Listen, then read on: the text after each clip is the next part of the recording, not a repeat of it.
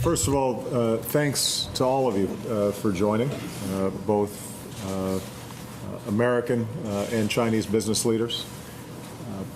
President Hu and I have had some excellent discussions last night in a smaller dinner and then this morning with our respective teams.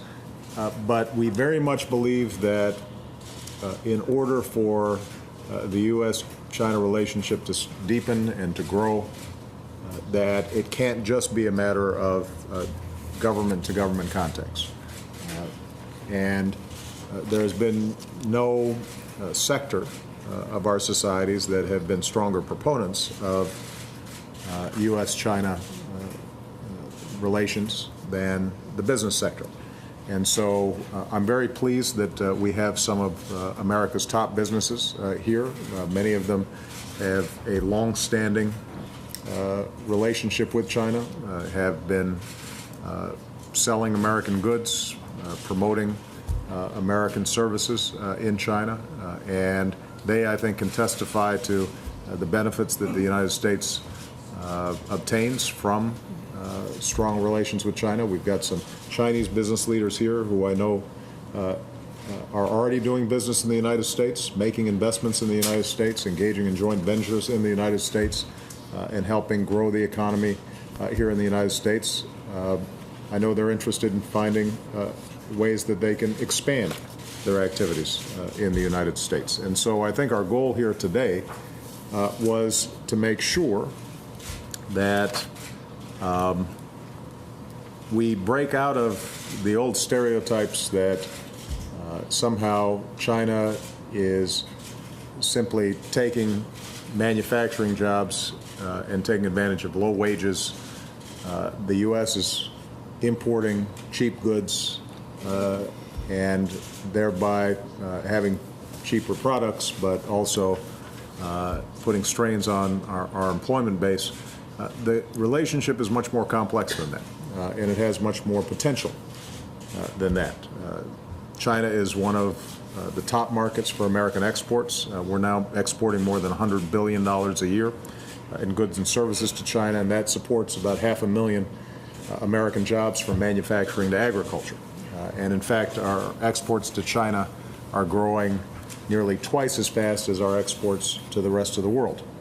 Of course, here in the United States, we've got one of the most open economies in the world, and that makes us a top destination for Chinese exports, but also Chinese investment. It is important, I think, to note that even with China's enormous population, the United States still does more trade with Europe than it does with China. That, I think, gives an indication of the amount of progress that can be made if we are consulting with each other, if we are hearing specifically from businesses in terms of how we can ease some of the frictions that exist in our trading relationship. And so my hope is that today, in the brief time that we have, we'll be able to hear some concrete ideas about how we make sure that the trade is fair, that there is a level playing field, how can we protect intellectual property, how can we promote innovation, how can both of our governments remove barriers to trade and barriers to job creation. And with China's growing middle class, I believe that over the coming years we can more than double our exports to China and create more jobs here in the United States. And I'm sure that Chinese business leaders see enormous opportunities here as well. So with that, I'd like to just turn it over briefly to President Hu, and then maybe we can hear from some of the leaders around the table. 各位企业家代表 Business leaders, today it gives me a great pleasure to be here with President Obama and meet with you, business leaders. All of you around this table and your companies are leading performers of the two countries. You have not only made positive contribution to the economic growth of your respective countries, but also to China-US relations. So I wish to offer you my sincere appreciation All business leaders around this table have seized the opportunities presented by the deepening economic globalization. You have been working vigorously to expand market in each other's countries. You have grown your business, but also promoted mutually beneficial cooperation between the two countries. I will cite a set of statistics to show how far we have come. In 1979, when we formally established diplomatic ties, our two-way trade was less than $2.5 billion. But the figure for last year was $380 billion, which is more than 150-fold increase. Our mutual investment also started from virtually nothing to an accumulation of $70 billion.